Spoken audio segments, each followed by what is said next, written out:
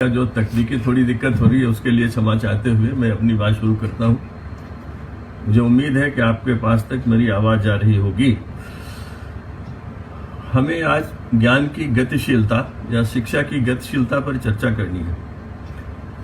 मैं अक्सर ये बात कहता हूं जब मैं विद्वान लोगों से बात करता हूं, युवाओं से बात करता हूं कि मेरे पास नया बताने को कुछ भी नहीं। मैंने संस्थाओं से सीखा है, व्यक्तियों से सीखा है, अपने अध्यापकों से सीखा है और वही सीख मैं बार बार दोहराता हूं अपनी समझ के लिए।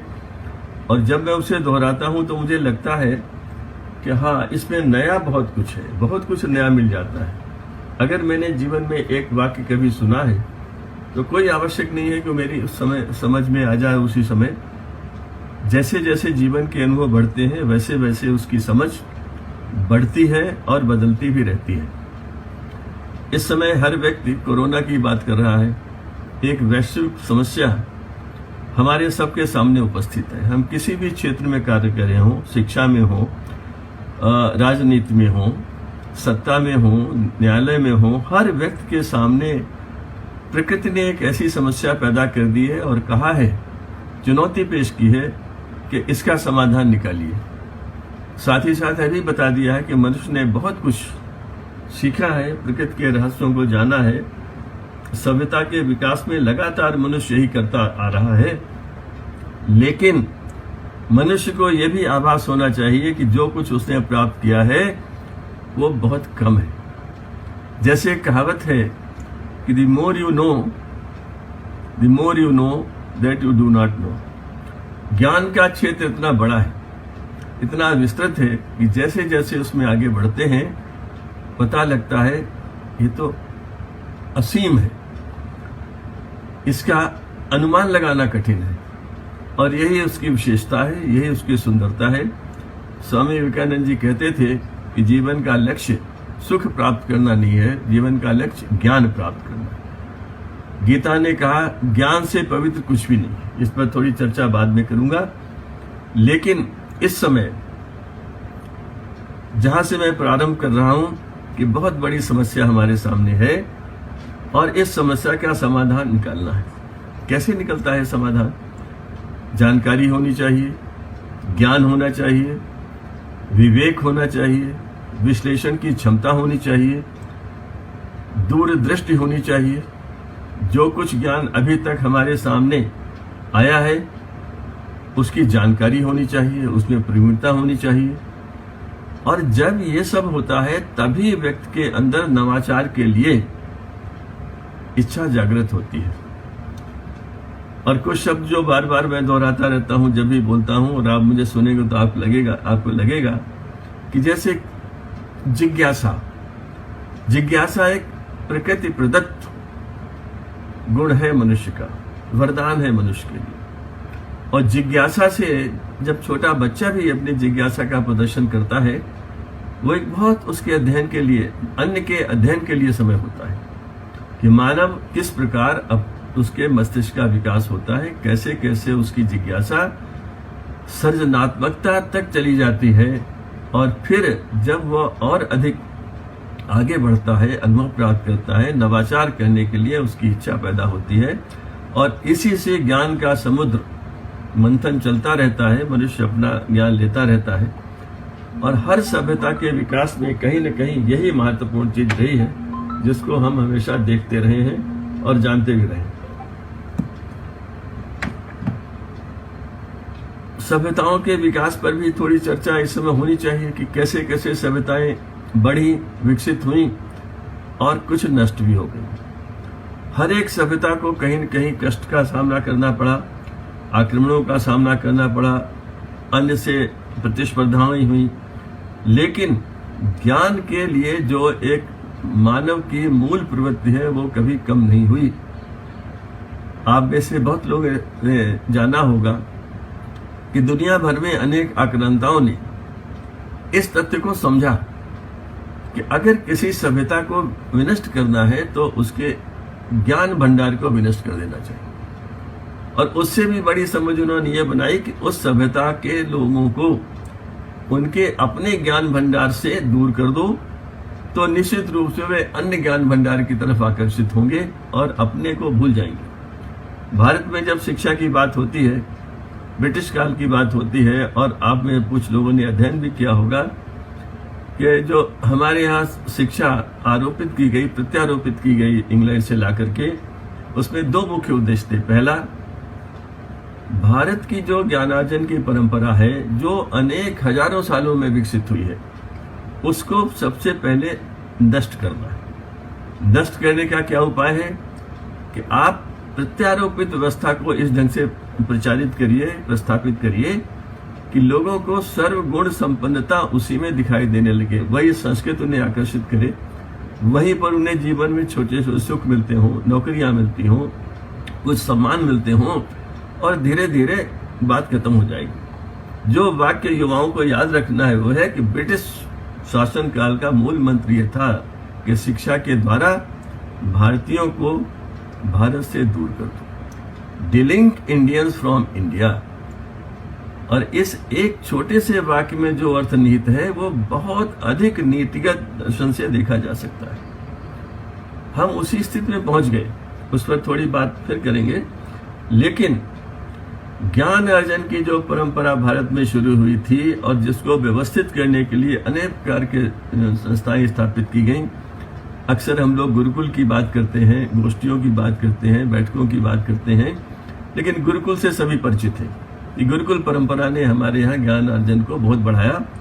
प्रकृति के मध्य में रहकर पूर्ण रूपेण सब कुछ भूलकर अपना पद, घर, परिवार, माता पिता सब कुछ भूलकर केवल गुरु के प्रति असीम श्रद्धा रखते हुए श्रद्धावान लभते ज्ञानम के आदर्श को चरितार्थ करते हुए प्रकृति के रहस्यों को समझने का प्रयास ही गुरुकुल में सदा होता था और उसी से समस्याओं का समाधान हुआ। आज ऋग्वेद, अथर्ववेद, सामवेद की चर्चा होती है। आज हम आरोग्य की चर्चा करते हैं, हम आयुष की चर्चा करते हैं। हम एक भारतीय परंपरा में हमने मनुष्य के सुख के लिए क्या क्या खोजा। आयुर्वेद किसके लिए है?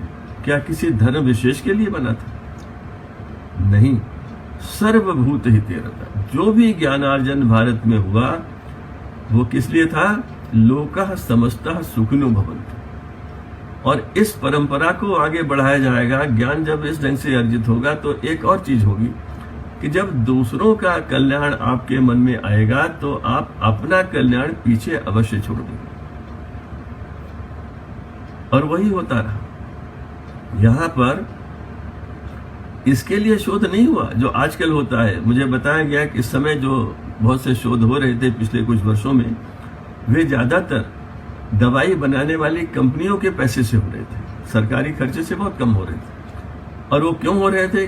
प्रतिस्पर्धात्मक होते हैं कि मेरा टीका अगर पहले बन जाए तो विश्व में मेरी आमदनी होगी। यहाँ पर उद्देश्य अलग है।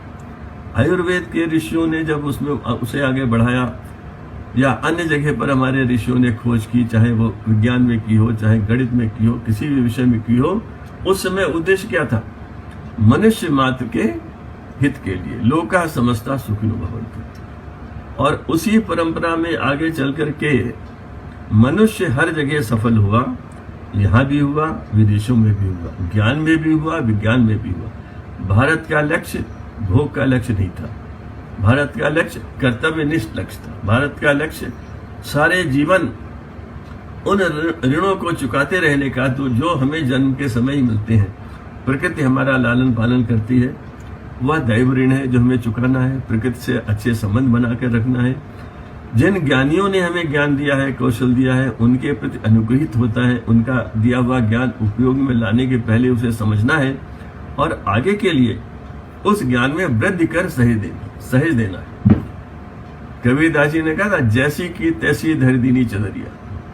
मैं इसमें कोई व्यवधान उपस्थित नहीं करूंगा। इस ज्ञान परंपरा को मैं रोकूंगा नहीं, मैं इसको आगे बढ़ाऊंगा और जहां तक संभव होगा इसे समझ करूंगा। ऋषि ऋण, दैव ऋण, पितृण, ये हमारे आदर्श थे।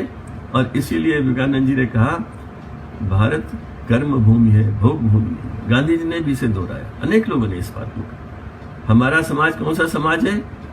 यहाँ अधिकार से अधिक कर्तव्य भावना पर जोर दिया जाता है। और इसीलिए जब भारत का संविधान बन रहा था तो उसमें मानव अधिकारों पे तो बहुत बड़ा लिखा गया है, आप सबने पढ़ा होगा, देखा भी होगा, लेकिन कर्तव्यों पर नहीं लिखा गया, क्योंकि माना गया था कि कोई लिखने की बात नहीं है कि हर बच्चे को अपने माता पिता का सम्मान करना चाहिए।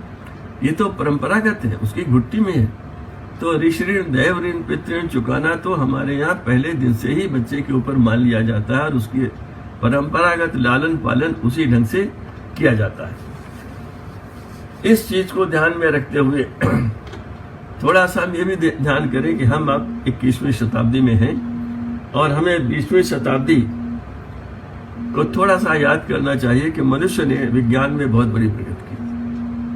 1900 से लेकर के सन 2000 तक पर अगर आप विहंगम दृष्टि डालें तो आपको लगेगा 2 विश्व युद्ध हुए, बड़े बड़े हथियार बने। उन हथियारों को बनाने के लिए विज्ञान में, भौतिकी में, रसायन शास्त्र में, जीव विज्ञान में बहुत से शोध किए गए, उनके बहुत अच्छे परिणाम भी निकले।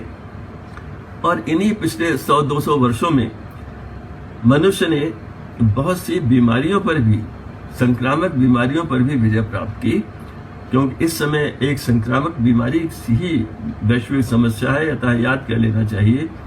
और इससे हमारा मनुष्य जाति का मनोबल बढ़ेगा कि प्लेग, टीबी, पोलियो, चेचक जैसे अनेक, एड्स, एबोला जैसे बीमारियां, संक्रामक रोग आए और मनुष्य अपने परिश्रम से, अपने अध्ययन से, अपने शोध से, अपनी तपस्या से इन पर विजय प्राप्त कर सका।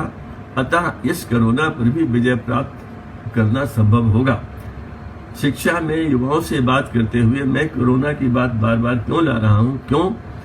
क्योंकि इस समय ऐसा कोई परिवार नहीं है जो इस बात से चिंतित न हो कि उस परिवार के बच्चों का भविष्य कोरोना से किस प्रकार प्रभावित होगा, उनकी शिक्षा आगे कैसे बढ़ेगी, वे जीवन के जो सामान्य बचपन के आनंद हैं उनसे कब तक वंचित रहेंगे। मित्रों से मिलना, खेलना, स्कूलों में जाना, सामाजिकता बढ़ाना, अध्यापकों के प्रति सम्मान जानना क्या होता है और उसे अंतर्निहित करना, उसे ग्रहण करना।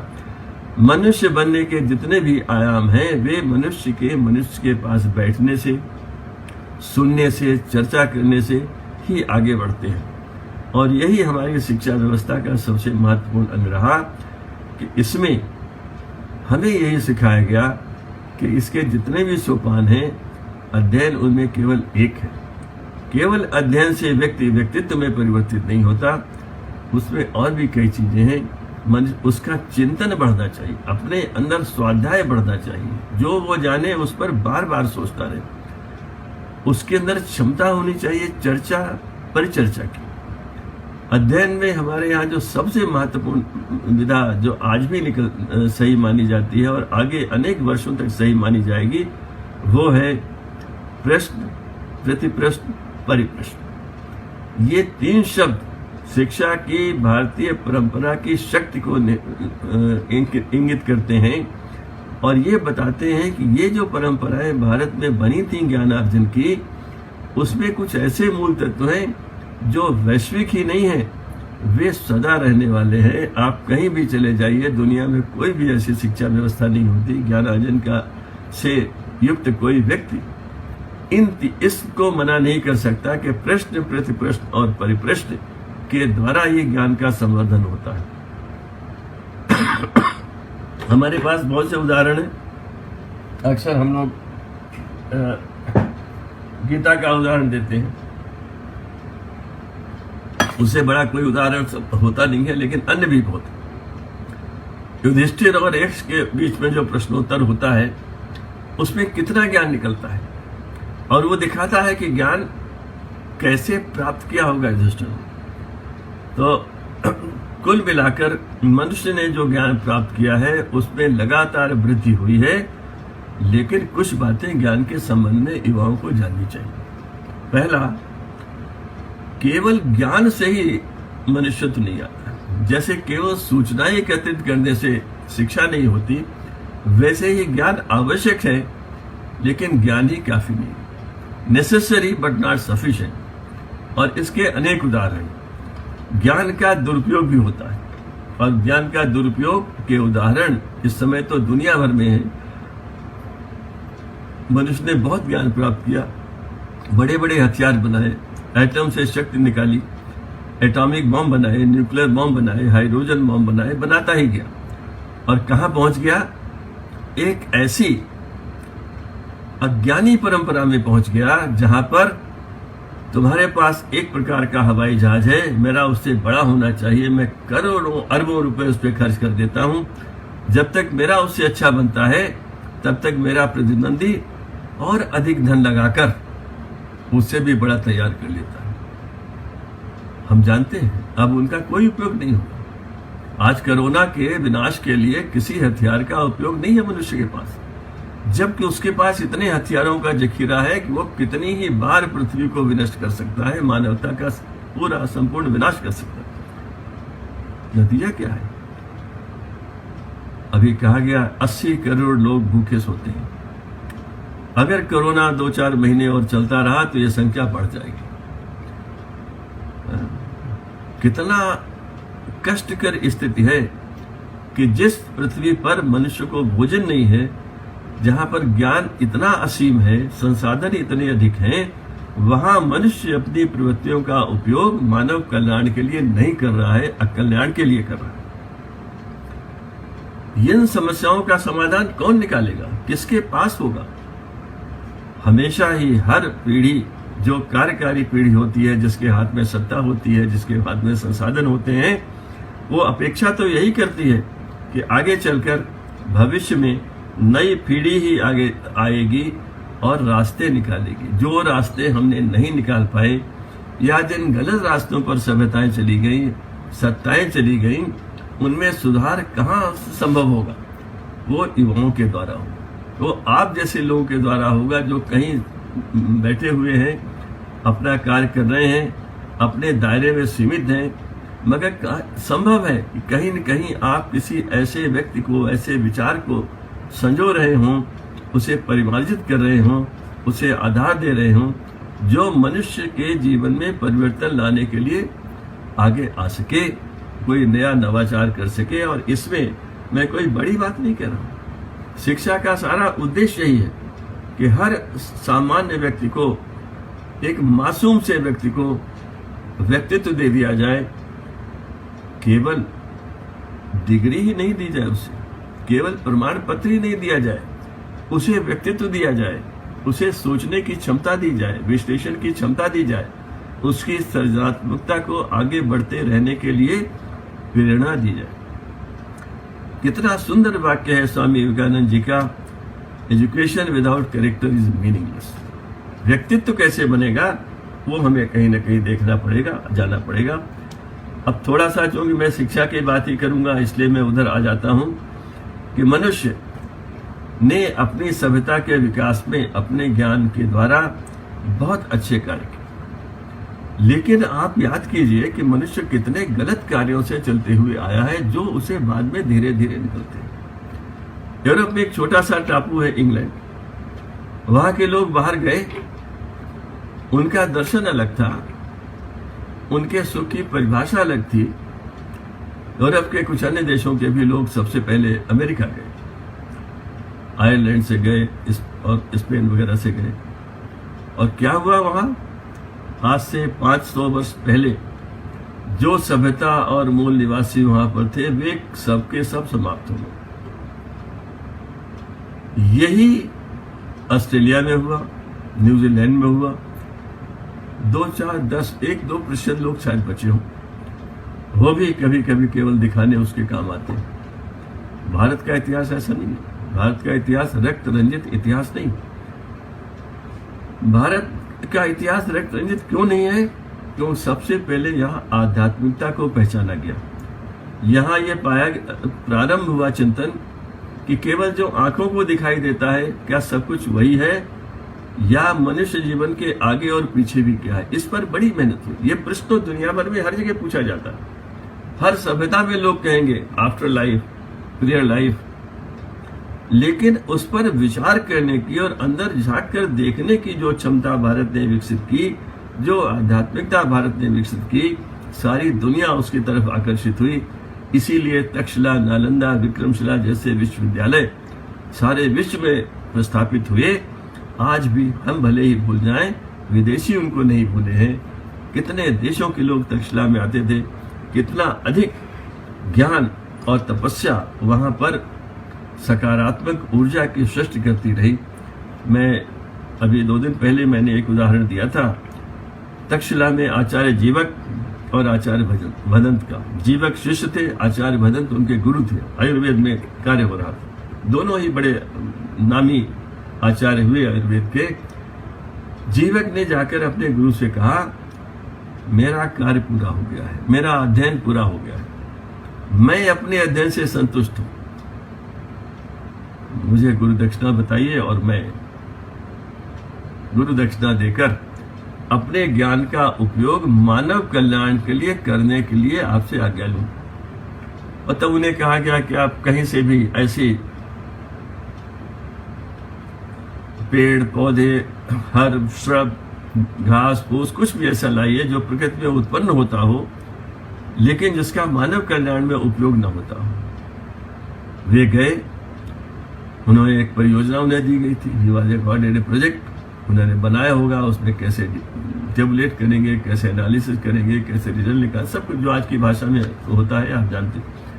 लेकिन अंत में आकर उन्होंने कहा कि मैंने अपना आपका दिया हुआ कार्य पूरा कर लिया है, मुझे प्रकृति में ऐसा कुछ भी नहीं मिला जिसका उपयोग मानव कल्याण में संभव न हो। कितना बड़ा वाक्य। मुझे प्रकृति में ऐसा कुछ भी नहीं मिला जिसका उपयोग मानव कल्याण में संभव न। कितना विस्तार है इस वाक्य में, कितनी कर्मठता है, कितनी एक अंदर से एक ललक है कि इसका मैं उपयोग करूंगा लोगों के कल्याण में।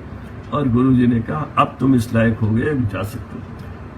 जो यहाँ शिक्षक मेरी बात सुन रहे हैं उनको मैं कहना चाहता हूँ, देखिए यहाँ मूल्यांकन हुआ, प्रोजेक्ट वर्क भी हुआ, परीक्षा भी हो गई, लेकिन परीक्षा के लिए मैं उपयुक्त हूं ये किसने तय किया?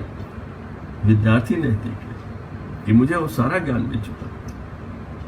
वहां से चलकर जब आप यहां पहुंचते हैं कि किसी शिक्षक प्रशिक्षण महाविद्यालय में बिना गए हजारों बच्चों को डिग्री मिल जाती है, तब आपका सर शर्म से झुक जाना चाहिए कि मेरे रहते हुए ऐसा हो कैसे रहा है।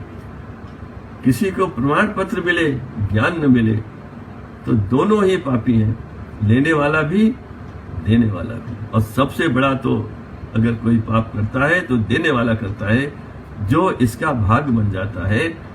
ये निरंतरता है, ये हमारे पतन के रास्ते पर हम पहुंचे हैं, इसको स्वीकार करना चाहिए, इस पर चर्चा करने से हिचकना नहीं चाहिए। क्योंकि आगे के लिए जब हम कार्य करेंगे तो जब तक हमें पुरानी गलतियों का पता न हो या व्यवस्था में जो सुधार करना हो उसके लिए तैयारी न हो, उससे हम पूरी तरह आश्वस्त न हो कि नहीं ये मेरे समाज को सही दिशा में नहीं लेगा। यूथ फॉर एक्शन आपका संगठन है।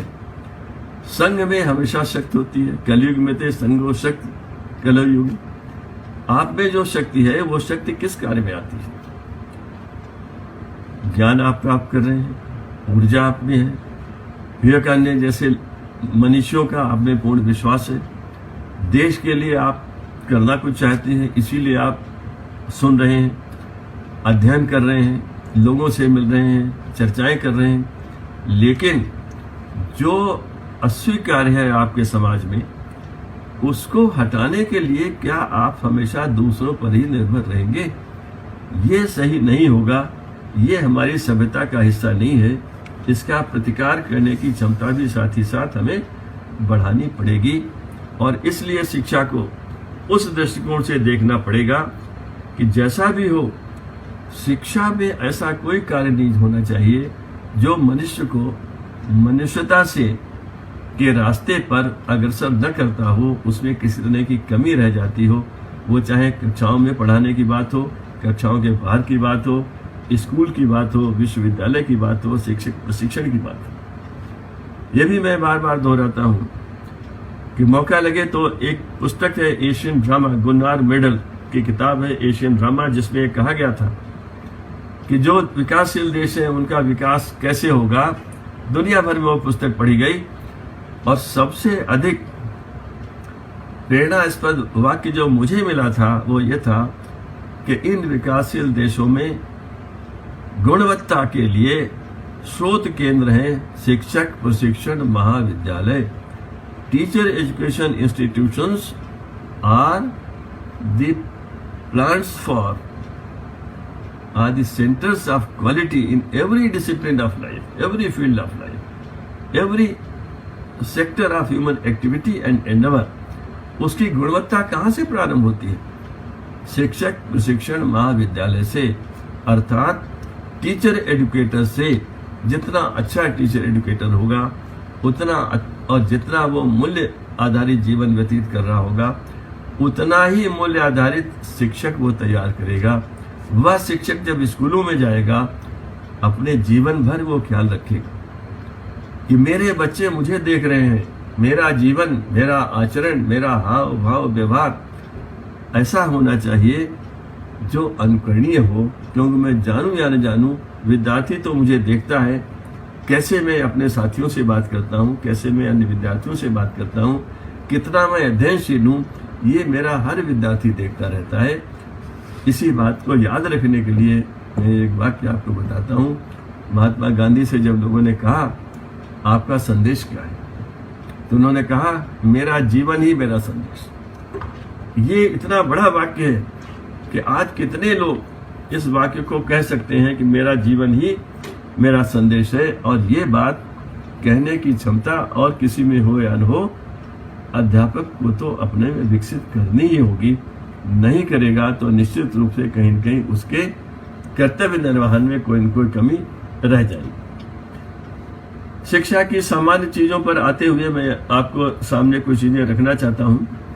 हमारे यहाँ जो शिक्षा में मूल परिवर्तन हुए आजादी के बाद, उसमें आप में बहुत लोगों ने जाना भी होगा और जो शिक्षा से सीधे नहीं जुड़े हैं वो भी कम से कम इतना जानते हैं कि हमारी पहली शिक्षा नीति 1968 में बनी थी, जो डॉक्टर DS कोठारी की रिपोर्ट के आधार पर बनी थी। और उसमें सबसे बड़ी बात जो हुई थी, जो बड़ी महत्वपूर्ण बात थी, वो थी ये माना गया कि लड़के और लड़कियां दोनों ही विज्ञान पढ़ सकते हैं, गणित पढ़ सकते हैं। इसके पहले माना जाता था कि लड़कियां विज्ञान और गणित नहीं पढ़ सकती। आपको अचंभा होगा, लेकिन दुनिया में बहुत सी ऐसी चीजें होती है जिनको सुनकर जिनमें एक पीढ़ी रही होती है, जैसे मेरे जैसे लोग उसमें रहे, लेकिन आज की पीढ़ी को आश्चर्य होगा कि क्या ऐसा भी था। जी हाँ, बड़े बड़े विद्वान ये मानते थे, नीतियां मानती थी कि लड़कियों को नहीं पढ़ना चाहिए। डॉक्टर कोठारी हमारे बहुत बड़े शिक्षाविद थे, बहुत बड़े वैज्ञानिक थे, भौतिकी के बहुत अंतर्राष्ट्रीय ख्याति प्राप्त वैज्ञानिक थे। उन्होंने सोचा ये गलत है और आज लाखों करोड़ों लड़कियां विभिन्न क्षेत्रों में, चाहे वो मेडिकल का हो, चाहे वो इंजीनियरिंग का हो, डिफेंस फोर्सेस का हो, हर जगह अपना नाम कमा रही हैं। भारतीय लड़कियों के लिए अगर किसी ने सबसे बड़ा योगदान किया है तो डॉक्टर दौलत सिंह कोठारी थे, जिन्होंने माना कैसा होना। हमारा दूसरा जो मुख्य परिवर्तन हुआ वो 1986 में शिक्षा नीति में हुआ, जिसमें कंप्यूटर की बात आई और जो आधुनिक विज्ञान में विकास हो रहा था उसके अनुसार टीचिंग पेडागॉजी में विकास करने की बात आई। अनेक राजनीतिक कारणों से 1992 में इस पर पुनर्विचार हुआ। उस समय मैं भारत सरकार के मंत्रालय में संयुक्त शिक्षा सलाहकार था। मैंने इसमें भाग लिया था और देखा था कि कुल मिलाकर हमने वही किया कि जो 86 में कहा गया था वही दोबारा कहना है, ज़्यादा कोई बड़ा परिवर्तन नहीं करना है। परिवर्तन हुआ भी नहीं, लेकिन अब हम एक बड़े परिवर्तन की अपेक्षा शिक्षा में कर रहे हैं। और उस परिवर्तन को जानने के लिए वो 2016 में एक रिपोर्ट बनी थी, TSR सुब्रमण्यम कमेटी की रिपोर्ट आई। अब हम अपेक्षा कर रहे हैं कि कुछ ही दिनों में कस्तूरी रंगन जी के नाम से जो रिपोर्ट बन रही है वो हमारे सामने आ जाएगी। और आशा करते हैं कि अब चूंकि इस समय जो उसमें देरी हो रही है, उसमें कहीं न कहीं ये कोरोना के बाद जो स्थिति बनी है उसका भी ध्यान रखा जाएगा और उसको अनुसार कुछ छोटे मोटे परिवर्तन हमारे सामने आएंगे। परिवर्तन जो भी हो, कोरोना के समय एक बात और आई है जो कुछ लोगों के मन में हमेशा रहती थी। स्वामी विवेकानंद हमेशा उन लोगों की बात करते थे जो दलित हैं, पीड़ित हैं, और जो मनुष्य के जीवन को उस स्तर पर, उस प्रतिष्ठा और सम्मान के साथ नहीं जी रहे हैं, जिसके लिए वो जिम्मेदार नहीं है, समाज के अन्य लोग जिम्मेदार, जिनके लिए वो कहते थे कि 50 साल मंदिरों में ताले लगा दो मगर जाकर के उनकी सेवा करो, उससे बड़ा कोई योग नहीं है, कोई सेवा नहीं है। महात्मा गांधी भी इस बात को जानते थे और ये निरंतरता है। गांधी ने जो कुछ कहा, उनके शब्द अलग हो सकते हैं, अर्थ वही था। उन्होंने कहा और कैसे कहा। गांधी ने साल भर भारत की यात्रा की, भारत की विविधता को जाना और एकता को पहचानने का प्रयास किया, और उनका यह था कि गांव, गरीब, कृषि, स्थानीय उत्पादन, यही भारत के लिए विकास का रास्ता है। आज जब करोड़ों मजदूर वापस लौट कर आ रहे हैं और उनके लिए हमें कहीं न कहीं रोजगार देने की बात आ रही है, तो मुझे ये बातें बहुत याद आती हैं कि हमने सब कुछ किया। हमने 1968 में नीति बनाई, हमने 92 में बनाई, 86 में बनाई, मगर जो हमें 1947 और 50 के बीच में करना चाहिए था वो हमने नहीं किया। हमें क्या करना चाहिए? दुनिया भर में जितने भी स्वतंत्रता आंदोलन हुए हैं, उसमें आज़ादी मिलने के पहले शिक्षा पर इतना जोर कहीं नहीं दिया गया जितना भारत में दिया गया। भारत के स्वतंत्रता आंदोलन के पहले कितने ही लोगों ने अनेक अभिनव प्रयोग किए, और उस सबको कुल मिलाकर के डॉक्टर जाकिर हुसैन, कुमारन भारतप्पा वगैरह जैसे लोगों से मिलकर गांधी जी ने जब नई तालीम, बुनियादी तालीम की बात कही, तो वो आज याद करने की स्थिति है। कई बार कहते हैं कि हमें आगे की तरफ देखना चाहिए, मगर आगे की तरफ वही देख सकता है जो पीछे से संतुष्ट हो, और पीछे क्या हो रहा है इसको भी जानता हूं। अगर भारत ने अपने गांव में स्थानीय उत्पादों को महत्व दिया होता, यदि भारत ने गांव के कारीगरों को, जिनको हम बढ़ई, लोहार, इस तरह बढ़ई का काम करने वाले, लोहे का काम करने वाले, छोटे छोटे और उद्योग जो चला लेते थे, कुटीर उद्योग जिन्हें हम कहते थे, उनको अगर विकसित करने का अवसर दिया होता, तो निश्चित रूप से न गांव को छोड़कर लोग शहरों में गए होते, नार की स्थिति में रहने को व्यस्त हुए होते, न आज ये स्थिति आती कि वे सबके सब वापस लौट रहे होते और उनके लिए हमें कुछ न कुछ प्रावधान करने की आवश्यकता बन जाती है। ये होता नहीं, लेकिन फिर भी देर तो हुई। और यहां एक चीज और मैं आपको कहना चाहूंगा। मैं बहुत वर्ष पहले, मैं समझता हूं 1980 में सोवियत संघ गया था, यूएसएसआर, और वहां पर मैंने कुछ वाक्य मुझे मिले, जिसमें एक वाक्य मैं आपके सामने दोहराना चाहता हूं, और आप सुनेंगे तो निश्चित रूप से आप जीवन में भूलेंगे नहीं। वहां मुझे कहा गया कि उस समय लेनिन उनके पूज्य थे। लेनिन का नाम दुनिया में सब जानते हैं, आप भी जानते हैं, मैं भी जानता हूं। उनसे सहमत असहमत होना अलग बात है, लेकिन अच्छा वाक्य कहीं से मिले उसे छोड़ना नहीं चाहिए। वाक्य ये था, आपके देश के बच्चे जो गीत गाते हैं, उन्हें सुनकर मैं देश का भविष्य बता सकता हूं। मैं रिपीट करता हूं, I predict the future of your country by listening to the songs your children sing. अर्थ क्या है इसका? आपकी अपनी सभ्यता से आपकी शिक्षा अपने बच्चों को कितना जोड़ रही है, ये सबसे महत्वपूर्ण है, और यही चीज आपको देखनी है। यदि ये संभव हो कि हमारे बच्चे अपनी संस्कृति से, अपनी सभ्यता से, अपने इतिहास से, अपने विरासत से कितना जुड़ रहे हैं, तो निश्चित रूप से जो हमारी शिक्षा की परंपरागत चीजें हैं वे आगे बढ़ती जाएंगी। यहाँ पर हम कमजोर हैं। मैंने चीन में देखा है, कोरिया में देखा है, अन्य कई देशों में देखा है कि प्राथमिक कक्षाओं में बच्चों को बार बार कहा जाता है कि जो तुम्हारे घर के आसपास लोग बनाते हैं, घर में बनाते हो स्कूल में बनाओ। जो सामग्री वो इस्तेमाल करते हैं वो सामग्री उन्हें दे दी जाती है या वो खुद ले आते हैं।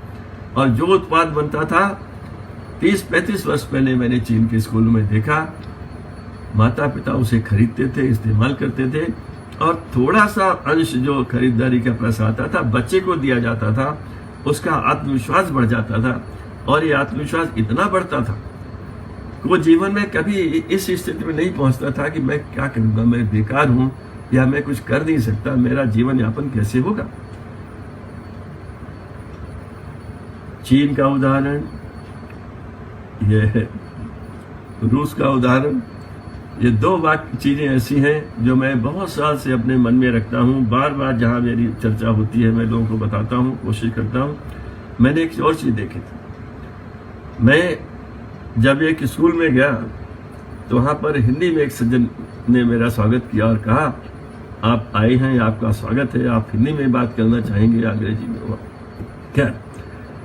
मुझे ये पता लगा कि समाज में, गांव के स्कूलों में जो भी व्यक्ति किसी भी विषय में प्रवीण है, मान लीजिए कि आर्मी का वो रिटायर्ड ऑफिसर है, टेक्नीशियन है, अब तो हमारे देश में हर जगह पढ़े लिखे लोग हैं, गांव में है, वो स्कूल जाकर कहता है कि मैं स्कूल में आकर के ये सिखाना चाहता हूं, और स्कूल का प्राचार्य उसे जोड़ सकता है, इतना अधिकार उसे होता है।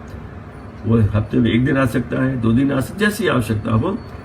समाज में जो ज्ञान चारों तरफ बिखरा हुआ है उसे स्कूल की तरफ दिशा दे देना शिक्षा का पहला कर्तव्य। ये कर्तव्य हमने नहीं निभाया है, और अगर हमें निरंतरता देनी है, जैसे गुरुकुल जो जुड़ा होता था, राजा उससे जुड़ा होता था, समाज का हर व्यक्ति जुड़ा होता था, सम्मान करता था, श्रद्धा करता था, और इस तरह मानव मूल्यों का विकास होता था, पारस्परिकता का विकास होता था, प्रकृति के प्रति सम्मान का विकास होता था।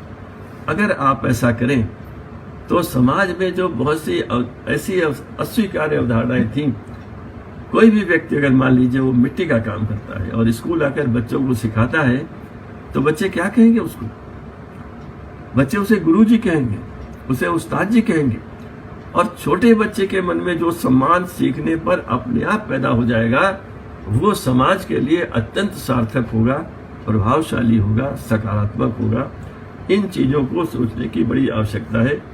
दुर्भाग्य से जब मैं गुणवत्ता की बात करता हूं तो मैं ये बात भी कहता हूं कि इस गुणवत्ता का जो ह्रास हुआ है उसमें अगर कोई सबसे अधिक जिम्मेदार है तो न कोई नीति जिम्मेदार है, न कोई संस्था जिम्मेदार है, हम ही जिम्मेदार हैं। आज अगर डॉक्टरों के संबंध में कोई जन साधारण में अवधारणाएं हैं तो उस अवधारणाएं क्यों बनती हैं? उस प्रोफेशन के लोग के व्यवहार को देखकर बनती। इसी तरह 2012 में जस्टिस JS वर्मा कमेटी ने कहा कि देश में 80% शिक्षक प्रशिक्षण महाविद्यालय निजी व्यापारीकरण का केंद्र बन गए हैं। ये चीज ऐसी थी जो हर शिक्षक के दिल को दहला सकती थी। कहाँ एक तरफ एक ज्ञान का केंद्र कहाँ है, ज्ञान की गुणवत्ता का केंद्र शिक्षक प्रशिक्षण महाविद्यालय है, और भारत के सर्वोच्च न्यायालय का मुख्य न्यायाधीश कहता है कि इन महाविद्यालयों में निजीकरण हो रहा है। और यहाँ पर आप अगर युवक हैं, पढ़े लिखे हैं, और आपके बगल में एक ऐसा कॉलेज चल रहा है, तो आपका कर्तव्य क्या है ये बताने की बात नहीं है, आपको स्वयं निर्धारित करना पड़े कैसे करें। मैं एक बात कहना चाहता हूं कि आप में जिनके पास समय है वो इंटरनेट पे खोज डालें, Bihar B.Ed scandal 1999, Bihar B.Ed scandal 1999। आपको जो मिलेगा उसके डिटेल्स में जाने की आवश्यकता नहीं है। आवश्यकता यह है ये समझने की हर युवक को वो कहीं भी कार्य कर रहा हो कि कोई भी अध्यापक अगर पूरी तरह प्रशिक्षित नहीं है तो समाज को उससे कितना नुकसान होगा, कितनी हानि होगी, इस पर सोचना चाहिए। कौन जाने आज आपके बच्चे कहीं अच्छे स्कूल में पढ़ रहे होंगे, 2 पीढ़ी 3 पीढ़ी बाद उस अध्यापक के साथ भी आ सकते हैं, कहीं भी आ सकते हैं। इस पर ध्यान देना बहुत आवश्यक है। हर सभ्यता में ये बात कही जाती है। अब थोड़ी सी बात हम इसकी करेंगे कि इस समय विश्व भर में जिस पुस्तक की सबसे अधिक चर्चा हुई है पिछले 20 वर्षों में, 20-25 वर्षों में, वो है यूनेस्को की एक रिपोर्ट जिसमें यह प्रयास किया गया था कि 21वीं सदी में शिक्षा का क्या स्वरूप होगा। और उसमें कुछ वो बातें आई हैं जो हम लोग बार बार जानते रहे हैं, दोहराते रहे। जैसे उन्होंने कहा, education is necessary utopia. Education से हम बड़ी बड़ी उम्मीदें करते हैं। सारी दुनिया ने 20वीं शताब्दी में पहली बार ये स्वीकार किया कि हर व्यक्ति को शिक्षा मिलनी चाहिए। शिक्षा का अधिकार है, शिक्षा अधिकार है, बराबरी का अधिकार है, शिक्षा में जाने का बराबरी का अधिकार है और सफलता का भी बराबरी का अधिकार है। Equality of opportunity of access and equality of opportunity of success, दोनों अधिकार बच्चे को मिलने चाहिए और हर बच्चे को मिलने चाहिए। हमारे संविधान ने ऐसा वादा किया है, लेकिन हम जानते हैं कि हमारे देश में ऐसा हुआ नहीं। सरकारी स्कूलों की साख कम होती गई और साथ ही साथ निजी स्कूल पैदा हुए। और कितने अचंभे की बात है, आज के समय कोई भी पालक अपने बच्चे के स्कूल से प्रसन्न नहीं। आपको लगेगा कि सेंटेंस में कैसे कह रहा हूं, ये मैं बहुत अध्ययन की बात कर रहा हूं।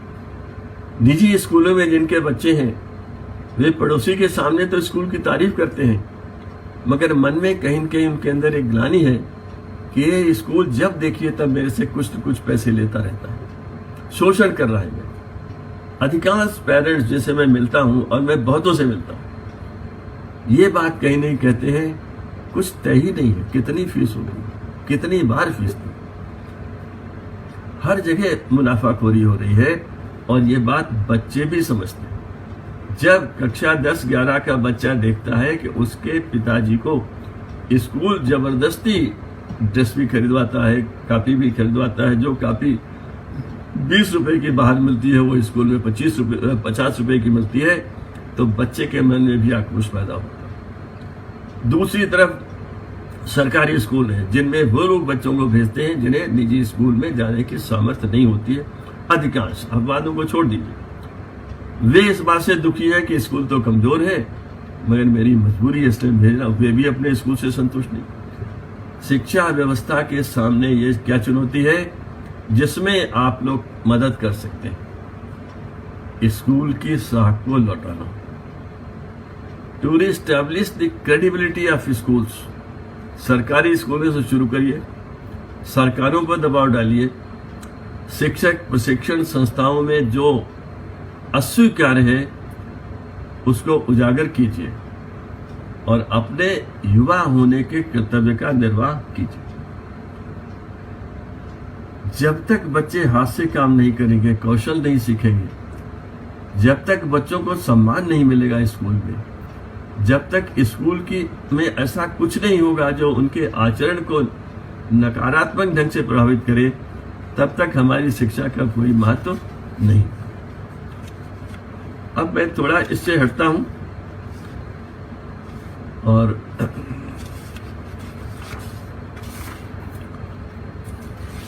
दो उदाहरण आपके सामने मैं पढ़ना चाहता हूं। पहला है, हम शिक्षा के द्वारा कैसा व्यक्ति बनाना चाहते हैं। एक बहुत बड़े विद्वान थे प्रोफेसर हक्सले। उन्होंने एक जगह लिखा और उसको बहुत लोगों ने उद्धृत किया है, गांधी जी ने भी उद्धृत किया था, अन्य बहुत सी जगह मैंने देखा है कि शिक्षित व्यक्ति कौन है, और ये संभवतः हमें रास्ता दिखाता है।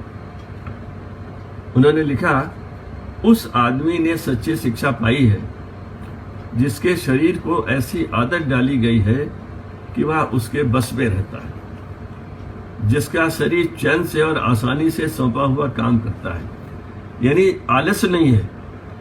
जो व्यक्ति अपने शरीर पर, अपनी इंद्रियों पर नियंत्रण करना सीख गया है वो शिक्षित है। उस आदमी ने सच्ची शिक्षा पाई है जिसकी बुद्धि शांत और न्यायदर्शी है। अपने से शांत, जो उद्विग्न नहीं है और न्यायदर्शी है। न्यायदर्शी होने में आपके कर्तव्य भावना आएगी कि आप किसी अन्याय को देखकर आपके अंदर क्या उस पर प्रक्रिया प्रतिक्रिया होती है। उसने सच्ची शिक्षा पाई है जिसका मन कुदरती कानूनों से भरा है, मैन नेचर रिलेशनशिप, जिसकी इंद्रियां उसके बस में है, जिसके मन में भावनाएं बिल्कुल शुद्ध हैं जिसे नीच कामों से नफरत है, जो दूसरों को अपने जैसा मानता है। ये भारत की मूल प्रवृत्ति है। हर विविधता को स्वीकार करता है, रंग भेद नहीं मानता, जाति भेद नहीं मानता है, और जो मानता था, जो गलत था उसको सुधार करने को तैयार है। जाति प्रथा गलत थी, उसको सुधार करने को तैयार है। बाल विवाह की प्रथा गलत थी, उसको सुधार करने को तैयार है। जो दूसरों को अपने जैसा मानता है, ऐसा आदमी सच्चा शिक्षित माना जाएगा, क्योंकि वह कुदरत के कानून के मुताबिक चलता है। कुदरत उसका अच्छा उपयोग करती है, वो कुदरत का अच्छा उपयोग करता है। कोरोना संकट में सबसे बड़ी समस्या जो समझने की है, जिसकी शिक्षा हर व्यक्ति को मिलनी चाहिए, कि मनुष्य और प्रकृति के बीच की जो पारस्परिकता है, जो संवेदनशील डोर है, जो डोर टूट गई है, मनुष्य ने जिसका दुरुपयोग किया है, उसे कैसे फिर से किया जाए। एक वाक्य में इसको भी हमारे अनेक मनीषियों ने कहा, मगर इसका एक वाक्य है जो आप में हर एक को आना चाहिए, वो है, नेचर है sufficient to meet the need of everybody but not the greed of anybody. प्रकृति के पास हर व्यक्ति के आवश्यकता पूर्ति के संसाधन है, मगर किसी एक के भी लालच की पूर्ति करें। एक का लालच सैकड़ों हजारों को कष्ट में डालता है, उनका अधिकार छीन लेता है, उनके संसाधन छीन लेता है, उनकी रोटी छीन लेता है। तो प्रश्न ये है, नीड एंड ग्रीड, ये दो प्रश्न हैं जो आपके सामने आने चाहिए और हमेशा ही आने रहेंगे। और ये किसके सामने आते हैं? जो बातें अभी मैंने प्रोफेसर हक्सले के उससे पढ़ी है आपके लिए, उन्हीं का एक दूसरा ढंग भी है, और वो ढंग हमें स्वामी विवेकानंद जी ने सिखाया। उनके शब्द इस तरह हैं, उनके वाक्य के अनुवाद हैं, यदि तुम सचमुच किसी व्यक्ति के चरित्र की जांच करना चाहते हो, ये देखिए बहुत महत्वपूर्ण है। हम सब कहते रहते हैं चरित्रवान व्यक्ति होना चाहिए, चरित्र का विकास होना चाहिए, लेकिन कौन व्यक्ति चरित्रवान है, कौन व्यक्ति ऐसा है? अगर किसी व्यक्ति को समझना और परखना है तो स्वामी जी की एक क्राइटेरिया सुनो, यदि तुम सचमुच किसी व्यक्ति के चरित्र की जांच करना चाहते हो, उसके बड़े कार्यों से उसकी जांच मत करो। हर मूर्ख किसी विशेष अवसर पर बहादुर बन सकता है। मनुष्य के अत्यंत साधारण कार्यों की जांच करो, और असल में वही ऐसी बातें हैं जिनसे तुम्हें एक महान व्यक्ति का वास्तविक चरित्र ज्ञात हो सकता है।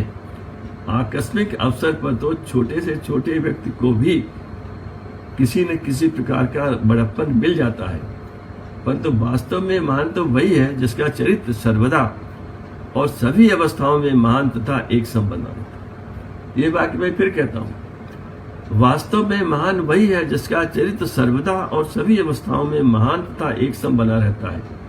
मनुष्य जिन शक्तियों के संपर्क में आता है, उन सब में जिस कर्म के द्वारा उसका चरित्र गठित होता है, वह कर्म शक्ति ही सबसे प्रबल होती है। कर्म शक्ति से प्रबल कुछ भी नहीं होता है। ये हमें स्वामी विवेकानंद जी सिखा गए थे, और इस सीख को मैं समझता हूँ जीवन भर हम अपने सामने रख सकते हैं और हमें रखते रहना चाहिए। मैंने जिस डेलोस कमीशन रिपोर्ट का जिक्र किया था कि 21वीं सदी में शिक्षा का क्या स्वरूप होगा, उन्होंने शिक्षा के 4 मूलभूत पिलर्स बताए, और ये बार बार दोहराए जाते हैं। आपने अवश्य सुने होंगे, कुछ ऐसे हैं जो हम सभी जानते हैं। जैसे पहला पिलर उन्होंने कहा लर्निंग टू नो, जानना चाहिए, जानकारी चाहिए, ज्ञान चाहिए, बुद्धि चाहिए। लर्निंग टू डू, कुछ कर सकने की क्षमता चाहिए, स्किल डेवलपमेंट करके। तीसरा है लर्निंग टू बी। ये जो उदाहरण मैंने आपके सामने पढ़े हैं, वे चरित्र को लेकर के। हर व्यक्ति हर जगह कहता है शिक्षा का मूल उद्देश्य ज्ञान प्राप्ति है, चरित्र निर्माण है, क्योंकि जिसको ज्ञान होगा वही चरित्र भी समझेगा। तो तीसरा था लर्निंग टू बी। इस पर 1972 में भी एक रिपोर्ट आई थी यूनेस्को की, बड़ी मशहूर हुई, बहुत दुनिया भर में चर्चा हुई कि डिग्री मिल जाती है, हम सीख लेते हैं। मैंने फिजिक्स में PhD कर ली, मैंने MSc कर ली, मैंने ये कर लिया, मैंने वो कर लिया, लेकिन क्या मैं मनुष्य बना? तो वो था लर्निंग टू बी। और अब उन्होंने कहा है कि 3 जो है, learning to know, learning to do and learning to be, इनके पहले भी एक है, वो चौथा पिलर है जिस पर शिक्षा का सारा ढांचा तैयार होना चाहिए, और वो है लर्निंग टू लिव टुगेदर। ये चुनौती आपके सामने भी है, ये दुनिया भर की चुनौती है, भारत के सामने भी। हम बड़े गर्व से कहते हैं कि हम विविधता को स्वीकार करते हैं, हमने दुनिया को सिखा दिया है, हम आध्यात्मिकता में बहुत आगे हैं, हम फिर से विश्व गुरु बनेंगे, लेकिन हमें पहले अपना घर ठीक करना है। हमें आपस में जहां जहां बीतता है उसका सम्मान करना सीखना है। हमें विश्वास पैदा करना है, mutual trust we have to create amongst communities, amongst people, amongst diversities, among linguistic differences. ये कितनी ही चीजें हैं जहां जहां पर हम जानते हैं कि चीजें अलग हो रही हैं, और हम उसको किस प्रकार, कब तक, कैसे कैसे उसे हम आगे बढ़ा सकते हैं, ये हमारा मुख्य चरित्र होना चाहिए।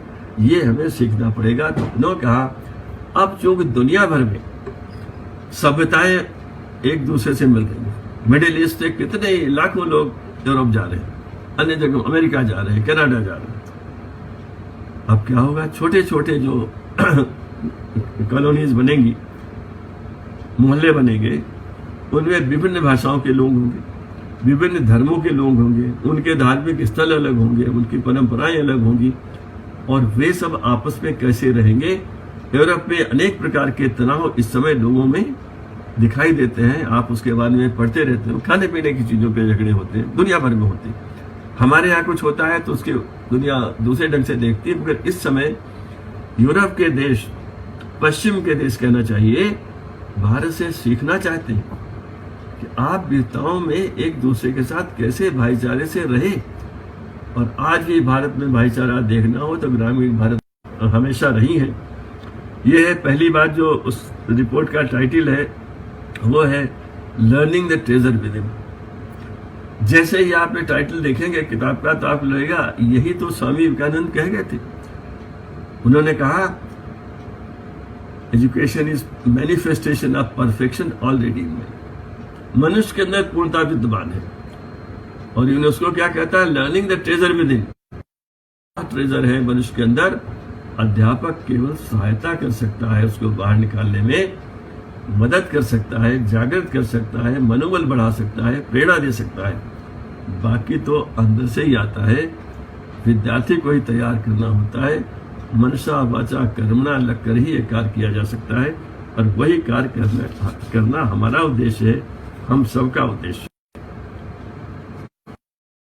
एक दो चीज और है जो आपको मुझे बतानी चाहिए।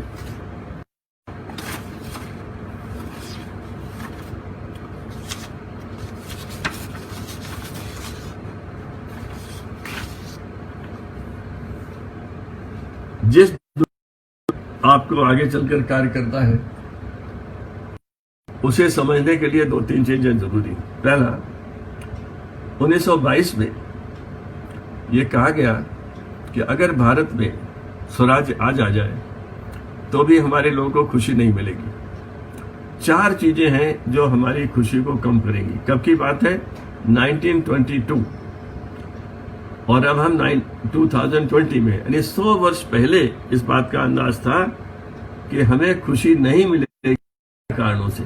पहला कारण था डिफेक्ट्स ऑफ इलेक्शंस, और गांधी जी ने लिखा था ये।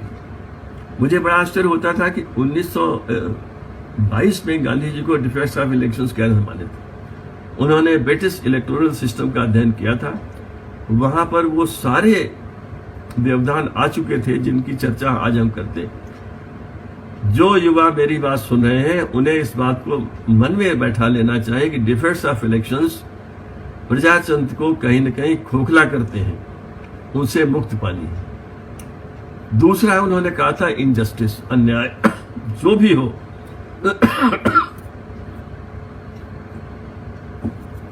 अन्याय का प्रतिकार करना युवाओं का कर्तव्य है। तीसरा था बर्डन ऑफ एडमिनिस्ट्रेशन, प्रशासन का बोझ बढ़ता जाता है और बढ़ रहा है।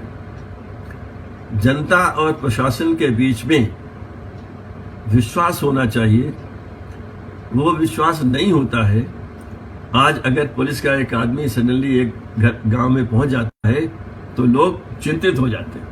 ये क्यों होना चाहिए? तो defects of elections, injustice, burden of administration, और तीसरा था ट्रेचरी ऑफ द रिच। उस समय कॉर्पोरेट शब्द नहीं था, ग्लोबलाइजेशन शब्द नहीं था, प्राइवेटाइजेशन नहीं था। ट्रेचरी ऑफ द रिच शब्द का महात्मा गांधी ने प्रयोग किया है, और उसके उदाहरण आज भी आप देख रहे होंगे। उसकी तरफ ध्यान कौन देगा किसी के अधिकार का हनन अगर कोई करता है तो निश्चित रूप से वो ट्रिचरी है, उससे बचना चाहिए। कुछ और चीजें भी हुई जो हम लोगों ने भुला दी हैं। शिक्षा का आधार बनाते समय उनकी चर्चा अवश्य होनी चाहिए, और जैसे भी हो युवक को भूलना नहीं चाहिए। जैसे जिस दुनिया में आप आगे जाएंगे उसमें आपको क्या क्या तकलीफें होंगी। पहली तकलीफ होगी पॉलिटिक्स विदाउट प्रिंसिपल्स। ये 1925 में लिखा गया था यंग इंडिया में कि अगर जो राजनीति सिद्धांतों पर आधारित नहीं है, हम अब उसको सामान्य मान चुके हैं, उसमें सुधार करने का प्रयास युवकों को करना चाहिए, जन सेवा के द्वारा होना चाहिए। इसे सिन माना गया था। वेल्थ विदाउट वर्क, वे लोग जो परिश्रम के बिना धन संग्रह करते हैं वे समाज के लिए उपयोगी कार्य नहीं करते हैं, उससे बचना होगा जैसे ही बचना होगा। साइंस की बात हम हर बार करते हैं, लेकिन साइंस अगर नैतिकता से भरी हुई नहीं है, अगर science without morality is injurious to the society, is injurious to people and everybody, हम सबके लिए वो सही नहीं है, न उससे हमारा कोई अच्छा कार्य होने वाला है। उससे ऐसे ये 7 हैं, तो मैं 7 नहीं कहूंगा अभी। प्लीज फाइंड आउट कि what are the 7 social sins identified in 1925। 1925 में वो 7 कौन से सोशल सिंस हैं जो पग पग पर आज भी आपके समक्ष उपस्थित होंगे, और एक कर्मठ युवक के नाते, एक संगठन के नाते आपको उसका मुकाबला करना पड़ेगा। अब मैं थोड़ी देर में अपनी बात समाप्त करूंगा, मुझे मालूम नहीं है, लेकिन ये बात कहना मैं आवश्यक समझता था कि जिन युवाओं को, यूथ इन एक्शन को मैं एड्रेस कर रहा हूं, उनको मैं कहूंगा आप सबके अंदर नेतृत्व की क्षमता है। आप जब 8 साल के होते हैं और अपने छोटे भाई या बहन को लेकर निकलते हैं तो आप उसे रास्ता दिखाते हैं। आप इस स्थिति में आपको सैकड़ों को रास्ता दिखाना है, अन्य लोगों को दिखाना है जो आपके इतने भाग्यशाली नहीं थे कि अच्छी शिक्षा मिल सकती, अच्छा समय मिल सकता, उनके लिए आपको कार्य करना है। तो उसके लिए क्या करना होगा, कुछ चीजें मैं बताता हूं। दुनिया भर में लीडरशिप पे बहुत सी पुस्तकें हैं, मगर मैं मानता हूं कि inherently everybody has a capacity to lead.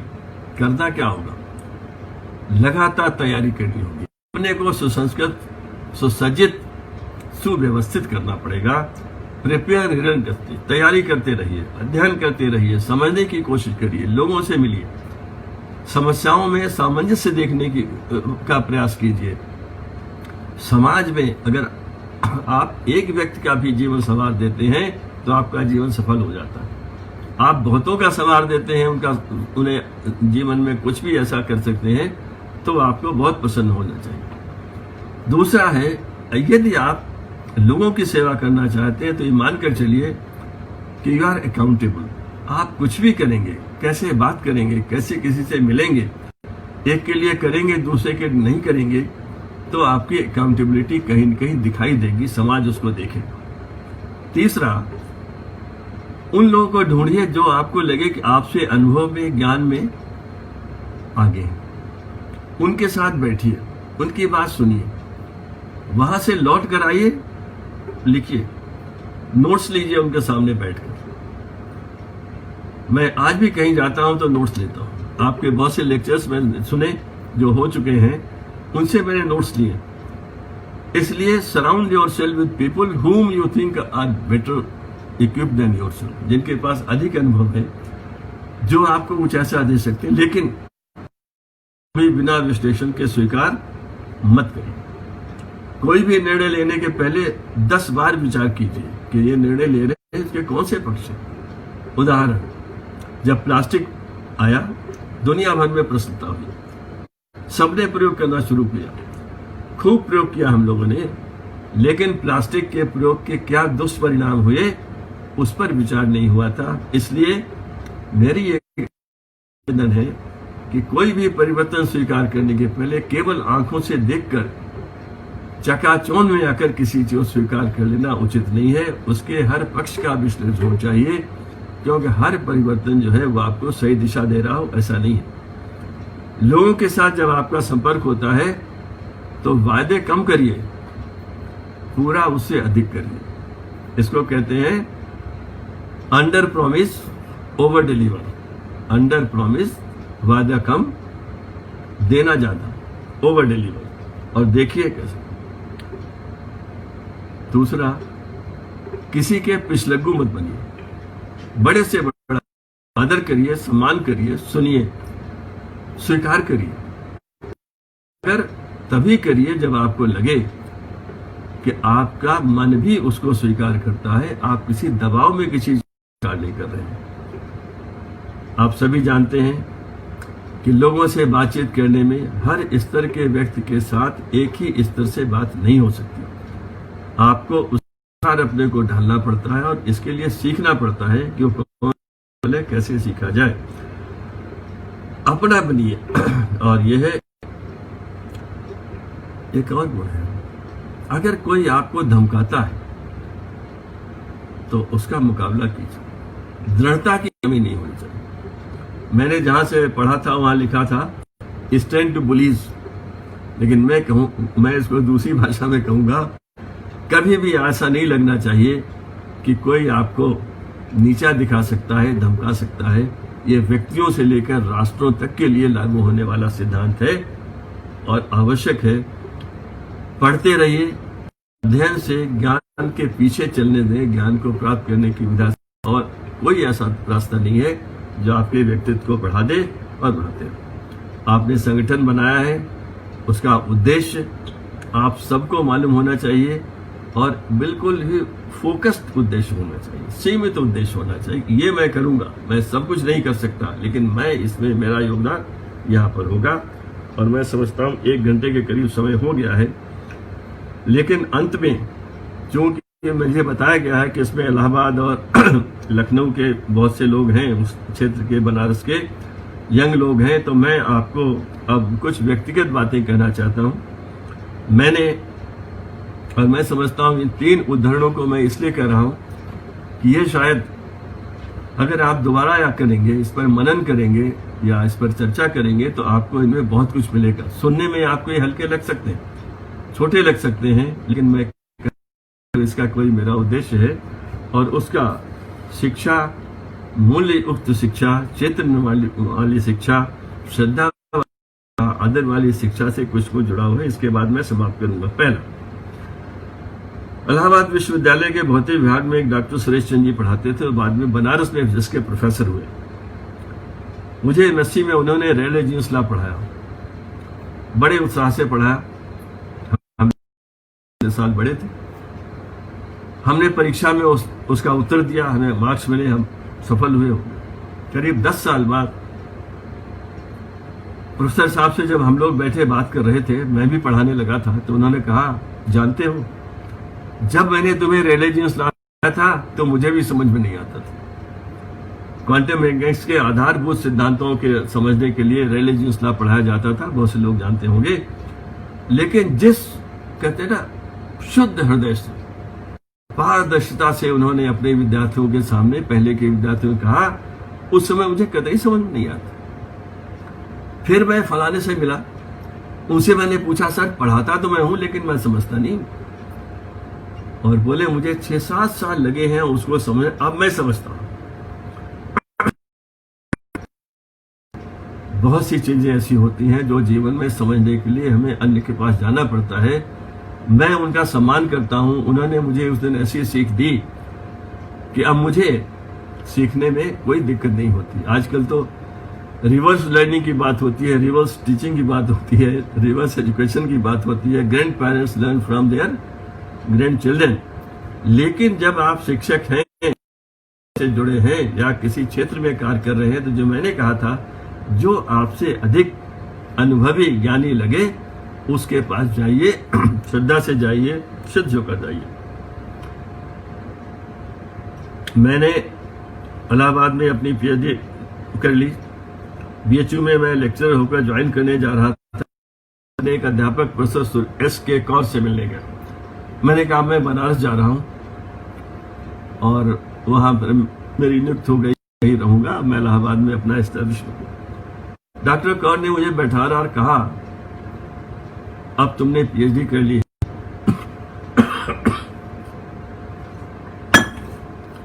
तुम्हें बहुत अच्छी संस्था में कार्य करने का अवसर मिला है, मेरी एक बात मानना। मैंने कहा बताइए। बहुत से लोग डॉक्टरेट करने के बाद काम बंद कर देते हैं। तुम बंद मत करना, अधिक से अधिक प्रयास करना, अधिक से अधिक समय करना। अभी तुम्हारे पास परिवार की जिम्मेदारी नहीं है, बच्चों की नहीं है। ये समय सबसे स्वर्णिम अवसर है अधिक से अधिक कार्य करने का। मैं जब बनारस में पढ़ाता था तो अगर 2 घंटे भी कुछ कार्य नहीं करता था तो मुझे डॉक्टर कौर की याद आती थी और मैं कार्य करने लगता था। मैंने अपने शोध पत्र प्रकाशित किए, 2.5 साल में मैं रीडर हो गया। और मित्रों, उसी वाक्य को याद करते करते अगले 2.5 साल में मैं 1974 में फुल प्रोफेसर नियुक्त हो गया। वाक्य छोटा सा था, घटना 2-4 मिनट की थी। मैं छोड़ रहा था इलाहाबाद, प्रोफेसर साहब ने मुझे जो बात कही, उस एक वाक्य ने मेरा जीवन बदल दिया, बहुत कुछ बदल दिया। हर वाक्य को ध्यान से सुनिए जो आपके अध्यापक कहते हैं, जो आपके वरिष्ठ लोग कहते हैं, और आप देखेंगे कहीं न कहीं वो आपका जीवन बदलने की क्षमता उसमें होती है। अंतिम, मैं अपने को भाग्यवान मानता हूं कि इलाहाबाद यूनिवर्सिटी में फिजिक्स के प्रोफेसर और हेड थे प्रोफेसर राजेंद्र सिंह, जिन्हें हम बहुत से लोग रज्जू भैया के नाम से जानते हैं। मैं एकमात्र रिसर्च स्कॉलर हूं जिसकी पीएचडी उनके साथ हुई है, क्योंकि बाकी समय वो पीएचडी नहीं कराते थे, अपने अन्य कार्यों में व्यस्त रहते थे। एक बार मैं और मेरे कुछ साथी खड़े हुए थे, 1962 की बात है, और दूर से प्रोफेसर साहब आ रहे थे। मैंने एक नई वो शर्ट पहनी हुई थी। उन दिनों टेरलिन की शर्ट बड़ी महत्वपूर्ण मानी जाती थी, 28 रुपए की थी। काफी दूर से मैं और सेंट्रल कॉलेज के बरामदे में परशुराम ने देख लिया और धीरे से मेरे सामने रुके, कंधे पर उस नई शर्ट को छुआ और बोले, नया है, घर में सबके लिए बना है, और चले गए। क्या वाक्य है?